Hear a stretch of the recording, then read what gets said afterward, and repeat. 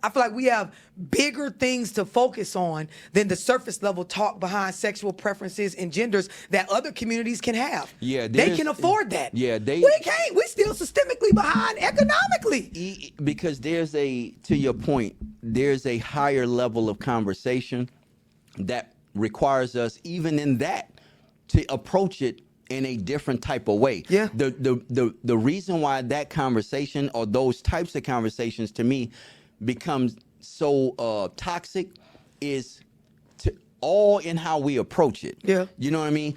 If you have a clear view as to what is healthy and whole, and you operate from that perspective, we can have the conversation based on left and right lateral and nothing limits. You have going on will offend or make me uncomfortable. We can have that conversation, but if we approach it from, just to your point, pure feelings and emotions, then that's not a firm foundation for us to have. That's why I don't do debates, because I don't really see people. It gets out emotional. Here. But it gets for emotional. Me, my main thing is I stick to, you know, repetition of a lot of the same, or you know, excuse me, I stick to the repetition of certain pieces of information intentionally, because we will get distracted by what other groups can afford to talk about. Right.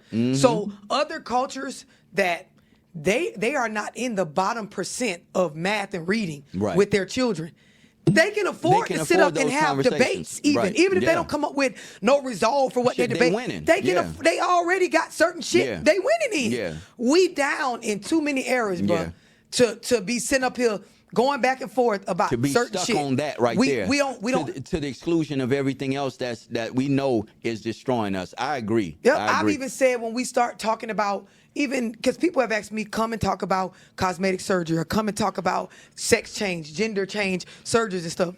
We don't even have money for this type of shit by the masses in our community. Yeah, we could discuss it. I'm very intellectual. I can have that.